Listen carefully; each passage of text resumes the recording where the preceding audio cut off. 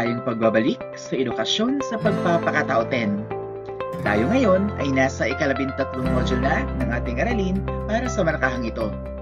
Ang module na ito ay pinamagatang ang kahalagahan ng pagmamahal sa bayan o patriotismo. Kapag tatapos ng module na ito, inaasahang iyong naipamamalas ang pag-unawa sa pagmamahal sa bayan o patriotismo. Narito naman ang mga tiyak na layunin para sa aralin ito. Una, natutukoy ang kahulugan ng pagmamahal sa bayan o patriotismo. Pangalawa, nababatid ang kahalagahan ng pagmamahal sa bayan. At pangatlo, nakapagbibigay ng mga paraan ng pagpapamalas ng pagmamahal sa bayan. Bilang panimula ay tayain muna natin ang iyong paunang kaalaman tungkol sa araling ito. Panuto, basahin at unawain ang mga katanungan. Isulat ang titik ng tamang sagot. Una, ano ang patriotismo? A. Pagbuhay muli sa kasaysayan. B. Ideolohiyang politikal ng pagiging makabansa. C. Ideolohiyang pangmakabayan at alam ng damdamin. D. Pagmamahal sa bansang tinitirahan at ginagawang mabuti ito para sa lahat ng nakatira dito.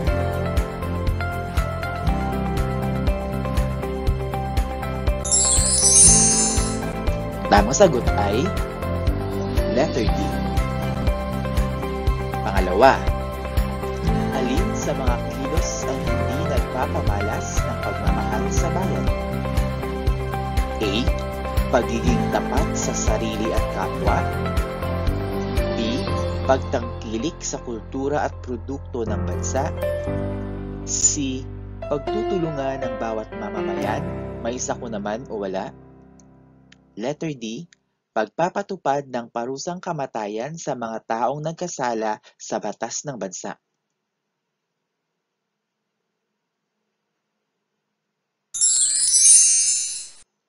Ang tamang sagot ay letter D. Pangatlo, bakit mahalagang mahalin natin ang ating bayan? A. Upang maging tanyag sa mundo. B. Pamana ito ng mga bayaning nagbuwis ng buhay. C. Utang natin sa ating bayan ang ating buhay at kalayaan. Letter D.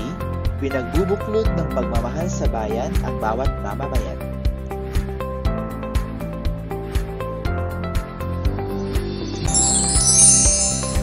Ang tamang sagot ay letter D.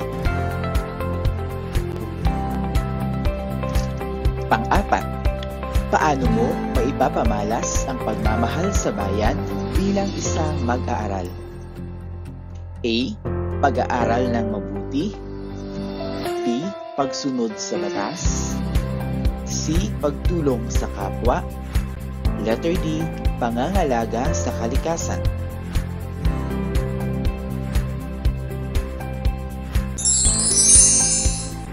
Ang tamang sagot ay letter A.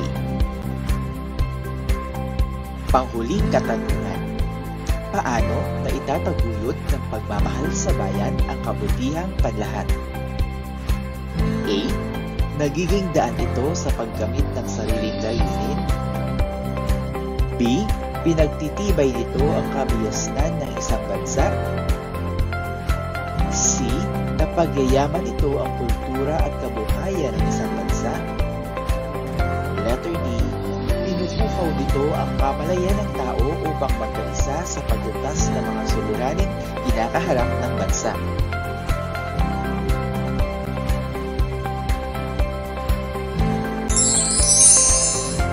Ang tamang sagot ay letter D. Sa bahaging ito ay balikan natin ang iyong mga natutunan sa nakaraang aralin. Panuto, sagutan ang crossword puzzle. Meron ka lamang 1 minuto upang gawin ito. Ngayon ay simulan mo na ang pagsagot.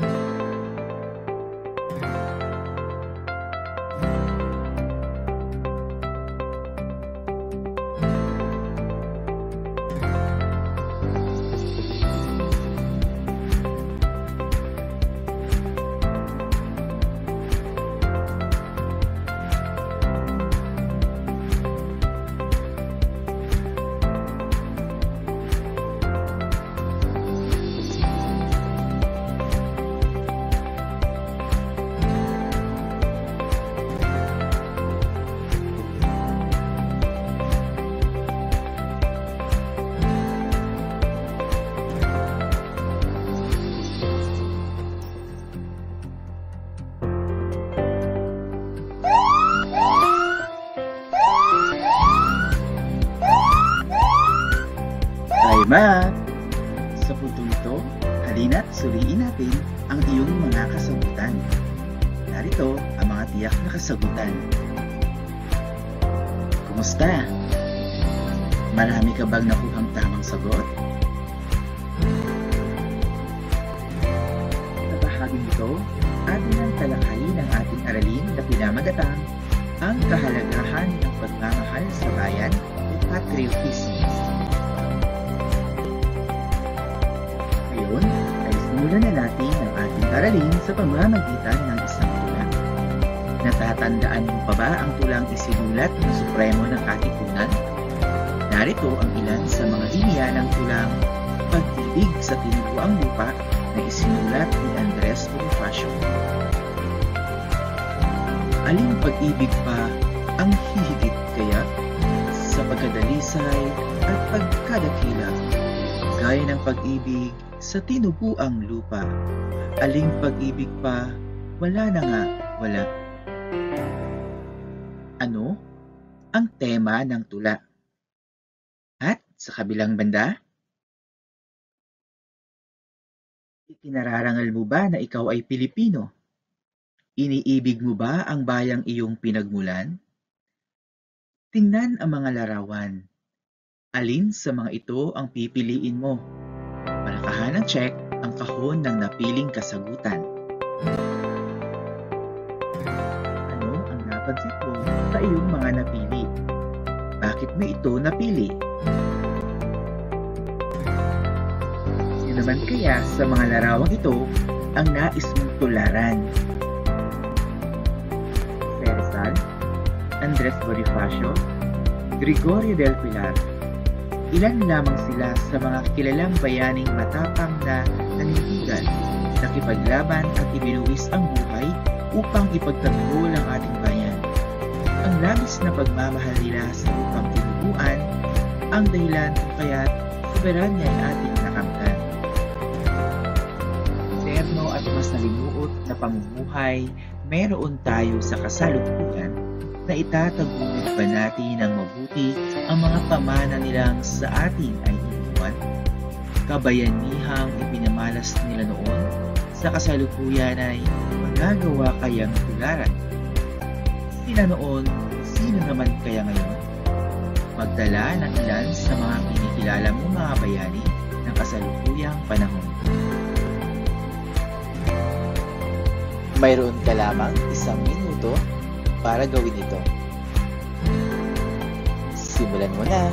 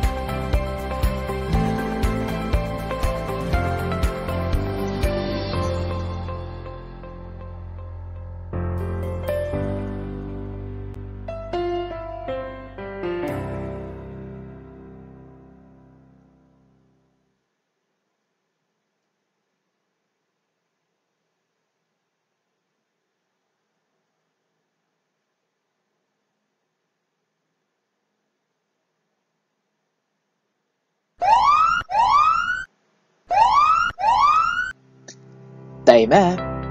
Ngayon, sagutin ang katanungan. Bakit sila maituturing na makabagong bayani? Ano ba ang ibig sabihin ng salitang bayani sa kasalukuyang panahon? Marahil, tayo ay nasa elementarya pa lamang nang una nating nakilala ang salitang bayani. Ito na imulat tayo sa payak na pagpapakahulugan sa salitang ito. Sa kasalukuyan, tinutukoy nito ang mga taong isinakripisyo ang sariling buhay alang-alang sa pagmamahal sa bayan. Nangangahulugan ba ito na kailangan mo ring magbuwis ng buhay upang maging bayani? Kailangan ba na ikaw ay sumabak rin sa digmaan upang mapatunayan na mahal mo ang bayan? How to heal po, sabi nga nila. nagkatulad ng sakripisyong ginawa ng ating mga bayani sa kasaysayan, ang ating mga magulang, mga overseas foreign workers, guro, sundalo, kapulisan, magsasaka, mangingisda, manggagawa, street sweepers, atleta, firemen, healthcare providers, mga pilantropo, magigiting na frontliners na humarap sa hamon ng pandemyang COVID-19 at iba pa. Ilan lamang sa mga itinuturing na mga makabagong bayani. Bagamat hindi man sila tuwirang nagbuwis ng buhay, ang kanilang mga sakripisyo at serbisyo naman ang dahilan ng patuloy na pagsulong ng ating bayan. Ang pagmamahal na pinamalas nila sa kanilang pamilya at tungkulin ay isang malaking ambag sa patuloy na pagsulong ng ating bansa na siyang nagdudulot naman ng kabutihan sa mga mamamayan ng ating lipunan. Ano nga ba ang patriotismo at nasyonalismo? Tara, atin ang alamin. Ang pag-unlad ng isang bansa ay tuwirang may uugnay sa uri ng mga mamamayan na mayroon nito. Katulad ng isang pamilya, ang taglay na pagmamahal sa bawat kasapi nito ang nagiging lakas at sandigan ng bawat isa. Ito rin ang dahilan kung bakit mahalagang mahalin natin ang ating bayan. Ang pagmamahal sa bayan ay madalas inilalarawan natin sa pamamagitan ng mga salitang patriotismo at nasyonalismo. Ang dalawang konsepto ito ay kadalasang kinalilituhan at malimit na pinaniniwalaang tumutukoy sa iisang bagay lamang. Bagamat mayroon itong malapit na kaugnayan sa pagtatangi ng lahi ng isang bansa, magkaiba ang ibig sabihin ng mga salitang ito. Nagmula sa salitang Latin na pater na ibig sabihin ay ama, na karaniwang iniuugnay sa pinanggalingan. Ang patriotismo ay ang tunay at busilak na pagmamahal sa bayang pinagmulan. Kalakip ng pagmamahal na ito ang kahandaang isang buhay para sa kaligtasan, kaayusan, kapayapaan at kaunlaran ng buong bayan. Ito rin ay nangangahulugan ng katapatan sa pagtaguyod ng tungkulin at masiglang pakikilahok sa mga organisasyon o samahang nagtataguyod ng interes na nakakarami at tumitigil sa mga hindi makatarungan at immoral na gawain. Samantala, ang nasyonalismo naman ay tumutukoy sa diwang makabansa o ideolohiyang politikal ng pagiging makabansa. Ito ay pagpapakita ng katapatan sa interes at identifikasyon ng bansa ng may pagmamalaki sa kultura at nangaring matamo ang pambansang pagsulong. Kaugnay sa usapin ng patriotismo at nasyonalismo ang kultura na siyang tumutukoy sa nakasanayang uri ng pamumuhay, paniniwala, relihiyon, tradisyon, wika, kaugalian, pananamit, pagkain, sining at siyensya na mayroon ang mga taong naninirahan sa isang lugar. Ngayong nabatid mo na ang kahulugan ng salitang patriotismo at nasyonalismo, ay handa ka na rin sa pagsagot sa katanungang ito.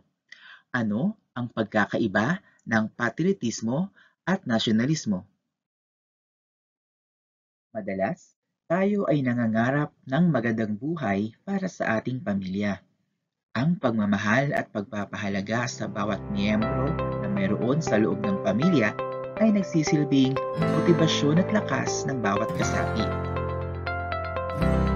Kung tayo ay may pangarap para sa ating pamilya, hindi ba't nararapat na tayo ay mangarap din bilang isang bayan o kung saan tayo ay bahagi? Tulad ng pagmamahal natin sa ating pamilya, bakit mahalaga rin na mahalin natin ang ating bayan? Narito ang mga dahilan kung bakit mahalagang mahalin natin ang ating bayan. Una, ang pagmamahal sa bayan ang nagiging daan sa pagkamit ng layunin.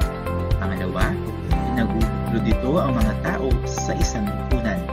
Pangatlo, pinapangalagaan nito ang karapatan at dignidad ng tao. Pang-apat, pinapahalagahan nito ang kultura, paniniwala at pagkakakilanlan ng isang bansa. At pakatang huli na itataguyod nito ang aktibong pakikilahok upang makamit ang kabutihang panlahat. Ang ating bayan ang siyang lupa na ating pinagmulan. Ito ang nagsisilbi nating tahanan. Kung kaya't, nararapat lamang na ito ay ating mahalin at pahalagahan. Laging tandaan, tayo ang pag-asa ng ating inang bayan.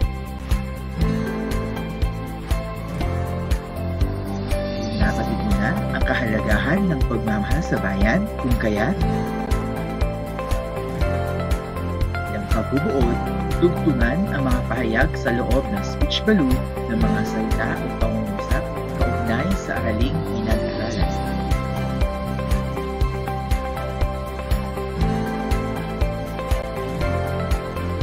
Upang magkaroon ng kabuluhan ng iyong natutunan sa araling ito, tandaan na ang pagsasaalang-alang ng kabutihang panlahat bilang batayan ng mga gagawing kilos ay siyang tunay na diwa at palatandaan ng pagmamahal sa bayan. At bilang pagpapahalaga, sagutin ang katanungan, bilang mamamayan ng bansa, ano ang maaari mong gawin upang maitaguyod ang kabutihan sa ating lipunan? Good job! Napagtagumpayan mong matapos ang module na ito. Subalit, huwag kaligtaang sagutan ang mga gawaing pagsasanay at panapos na pagsusulit na kalakip ng module na ito. Hanggang sa muli, maraming salamat! Bye!